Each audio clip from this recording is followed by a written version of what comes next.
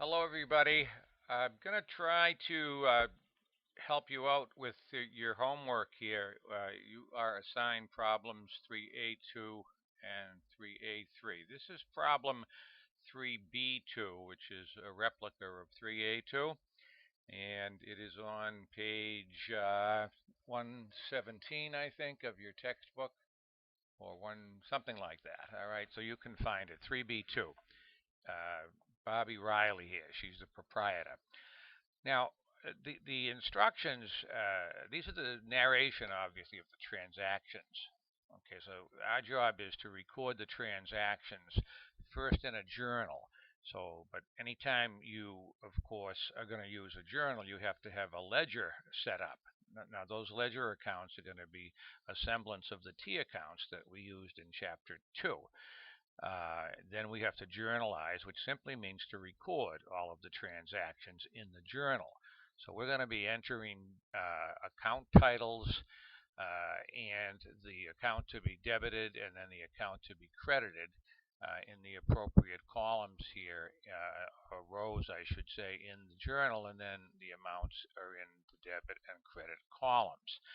So and then to prepare a trial balance after we post all the transactions. So there's a little bit of a duplication of the record keeping insofar that we keep this chronological listing so anyone can see the history, the chronology of the day-to-day events. And when looking at the ledger, you can see that an entry has been posted into the ledger from the journal. We'll be able to go back to the journal and see the recording of that transaction and the explanation of what it was, where it came from, and so on. Now, when you go to your working papers from my accounting lab, the Excel templates are set up beautifully for you. You have the journal form is in the first page, and then the ledger. You see what I mean? You what I mean? You have the semblance of the T accounts right there. Those are the T accounts. The difference is we keep a running balance. Okay, I'm gonna have to spread that way over.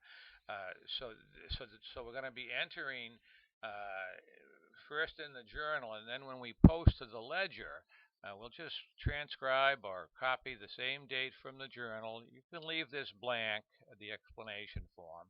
Then you'll indicate here what the journal page number that the transaction came from.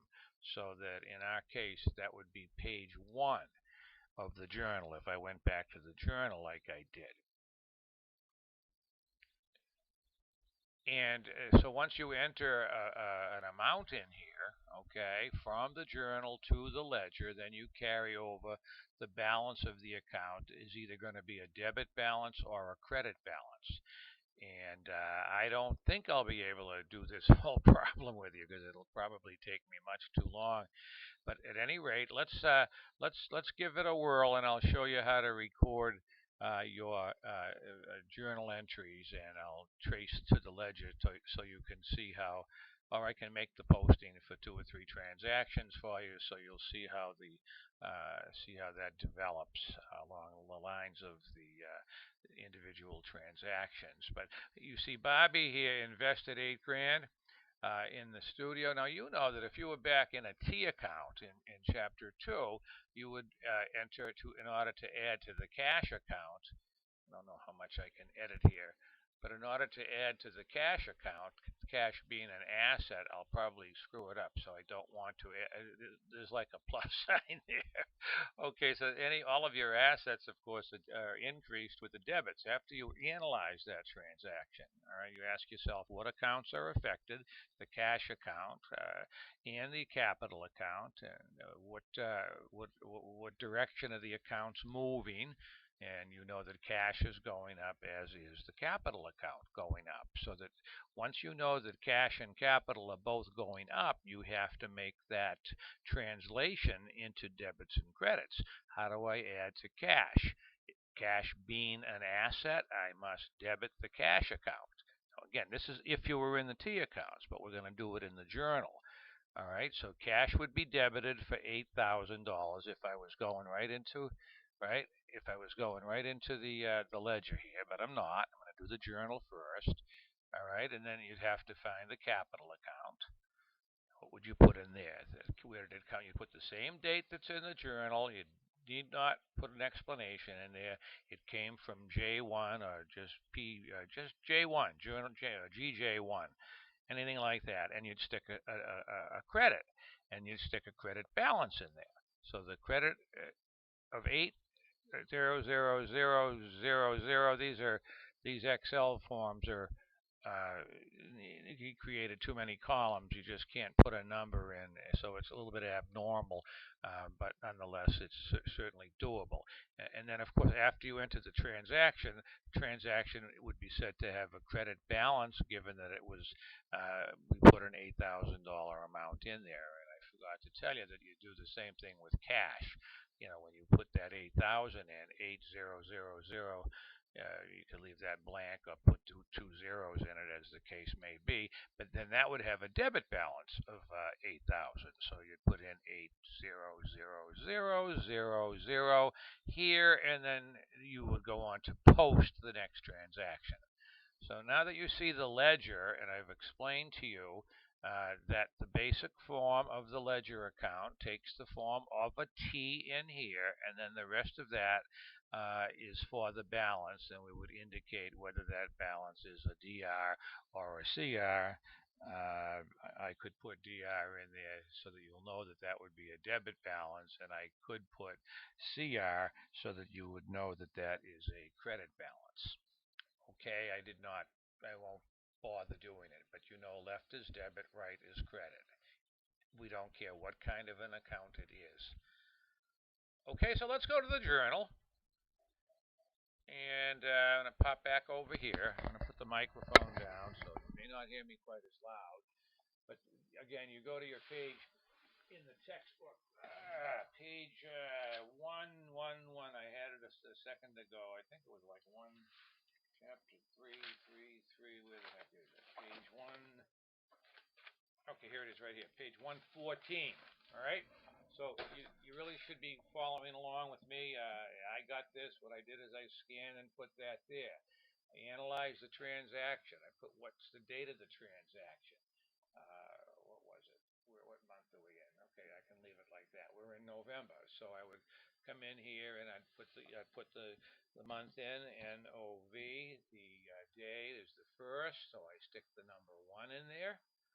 And then the account that I know I'm going to debit is the cash account, CASH. So you're going to spell it out exactly as it is in your your chart of accounts, which you prepared. Okay, it's going to be posted to that account, probably number 101 or whatever. But normally, when you're doing it manually like this, you hold off until you make the posting. But I have to add to cash. Cash being an asset, like all other assets, is debited in order to increase it. So again, you got to play with these silly little columns that they made to accept the numbers. Okay, so just put 00 there, and that would mean there's no pennies. And you don't need to repeat the date. What typically they do is they indent. If you were hand keeping this, you know that we're crediting capital, so the capital account is Bobby Riley Capital, so that you're going to come in here and type in BARBIERILEY, comma. Again, you're using the exact titles as they are set up for you in your ledger, and those are all down here, kids, right? And then if you follow your ledger itself, you'll see exactly the count titles: cash, prepaid rent, Bobby Riley Capital, and so on. Back to the journal. Where are we?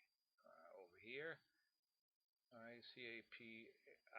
Am I back in there? TAL. And of course, we're going to add. And how do you add to an equity account? you add to an equity account in the opposite way that you add to an asset account. So we're going to put the 8 in there, and you just have to click each little column like that, and you can put a couple of zips in there. Now, if you were hand keeping a I'm sure if you see the textbook and watch some of the videos, you can see that they indent the credit. It's usually left, right, okay, and then left, right, debit, credit, and they indent when they manually type this in. In a computerized system, what you'd probably just do in making an entry is just scroll down, go to your chart of accounts and enter the account number, and then it'll pop up cash when you enter the account number. So you put in account number 101 if that's what it is, hit enter, and then you'll see the cash title appear right in your journal. And same thing here, account 301, you bring it up, hit enter, and there you go, and you have to enter your amounts. And typically on the third line of a journal entry, make it short and sweet, invested in business.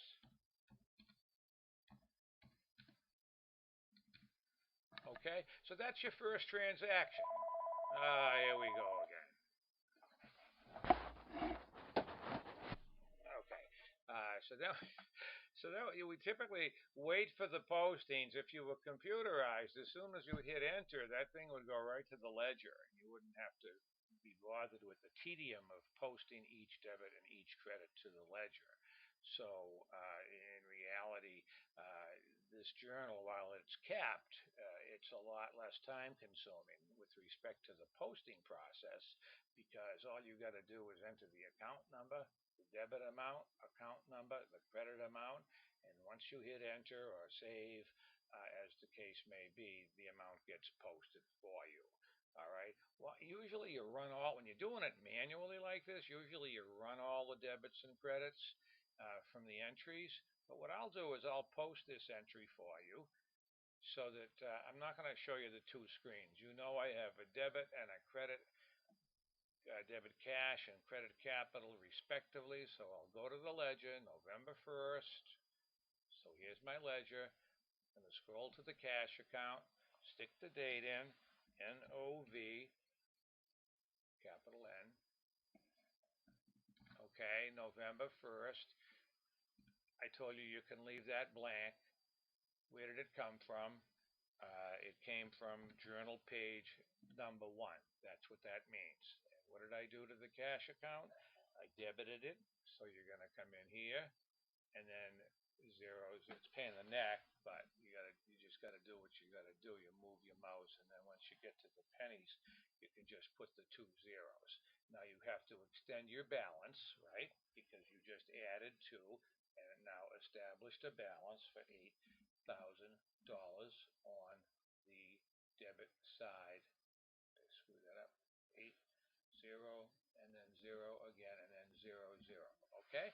So that debit that you established there, right, kids, that has the impact, as the case is with all assets, that has the impact of adding to the asset account, and the account at that point is said to have a debit balance of $8,000. I'm going to go down and post the credit half of the entry, which goes to the capital account. So that we'll find Barbara Riley down here, and we will put in the date just like we did with the cash, November 1st. No need to explain. Where did it come from? Came from journal page 1. What did you do to Barbara Riley? Well, you needed to add to her account, and you know that in the case of an owner's equity account, you have to enter a credit in that account. So I'll enter the $8,000 credit. I'll enter the $8,000 credit.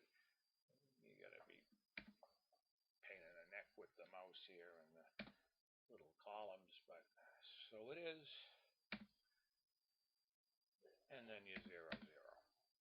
Now, what you tell me, that account now has a credit balance, doesn't it? So that I could probably, maybe I could type in that so that would be a credit balance account. if it was going to be debited down the road, this would be the debit column, wouldn't it? But I need to credit that account, not credit it, I already did, but I extend the balance after each transaction. So therefore I would put 8000, no, wrong. Careful. Okay, just 8 and then 000. Where are we? Right there. 0. You have to click each damn little box. Voila, we're done. Except usually, if you did it manually now, you'd have to go back to the journal. Given that we're done with the posting, we'd have to go back to the journal. I mean, this is an old-fashioned way to do things, but we're sort of doing it manually, aren't we? So the cash account, I think, was 101. We're all posted there, and I believe the capital account was 301. We're posted there.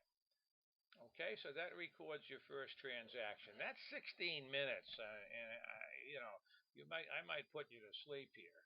Okay, but if I paid 10 months rent in advance, you know that I would debit rent expense. So I'd find the rent expense, type it in there, and it's a debit to rent expense and a credit to cash to reduce cash. I just want to show you that when you would post that, and I'm going to stop it. But when you would post that, and you're not going to do this now, but I'm just going to show you. When you post that, how much? $1,200 credit to the cash account, because that's what you're going to have in your journal. Okay, you're going to have 1, 2, 0, 0. Okay, now heads up. What are you going to do? You got to extend a new balance. And if we subtract, it's 2,800. Sorry about that. So you have to come in here and change that, and that's 2, 8. Why can't I do things more quickly? Okay, so it's 8,000. Now again, this is done after. It's not done immediately like I'm doing. I'm just showing you how you adjust your balance. You know that the cash account is increased with debits, true, and decreased with credits because it's an asset. So you'd have to subtract 2,800 from $8,000. So that would leave you not a credit but a debit balance of 5,200. Am I in there? 5, and then it's 2, 0, 0, and then 0, 0. So you see what I did? That goes up here. 0, 0. Kill that. Delete. Okay, so again, that's how you play with the accounts. After you make the posting, you get a new balance in the account. Again, I didn't do the journal entry, but I'm just showing you how you calculate a new balance in an account. Given that's an asset, that's a debit balance. A credit reduces assets. All assets are reduced with credits. And you know that when you get to liabilities, the debits and credits that take the owner's equity, the debits and credits take an opposite turn. There's your reduction. There's your increase. So that when you do your account balances, you're going to add with credits and deduct with debits. So that if you have a credit balance and you debit the account, if you have a credit balance and then you debit the account, you're going to reduce it. So those are the debit credit rules which you have to learn. Okay? So once again, you're going to journalize. You're going to post to the ledger. You might as well do it one by one. Okay? You're going to journalize first. You're going to go to the ledger. It's all here in front of you to just click from left to right, from the journal to the ledger, and then when you're done with all of your postings, this is where you're going to copy your trial balance. It's the same thing. If you put your debit balance accounts in the debit column and the credit balance accounts in the credit column, double underscore, and away we go.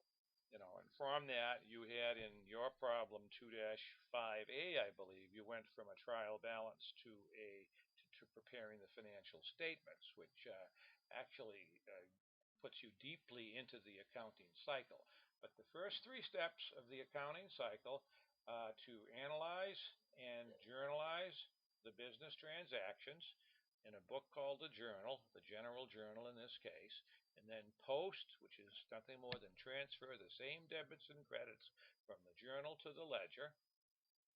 And then when you're done with the ledger, this is monthly now.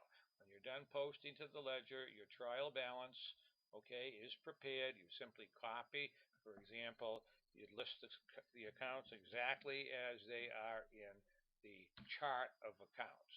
I don't know exactly what you have here. Apparently you have cash. Okay, so you're going to pop those in. You're going to pop those in exactly as they appear, in the same order as they appear in the ledger. CEIVABLE. And you know the deal is your asset accounts are going to have debit balances. Your liability accounts are going to have credit balances.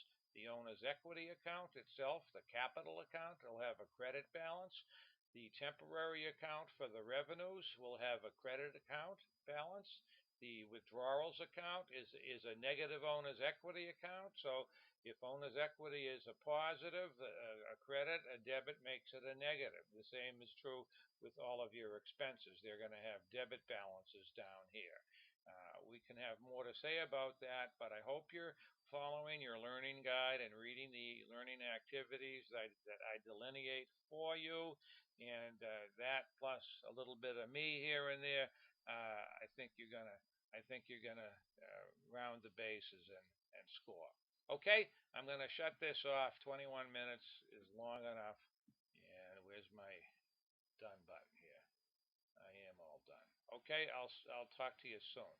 Let me know if you thought this helped you. I'd appreciate that. I'll do more.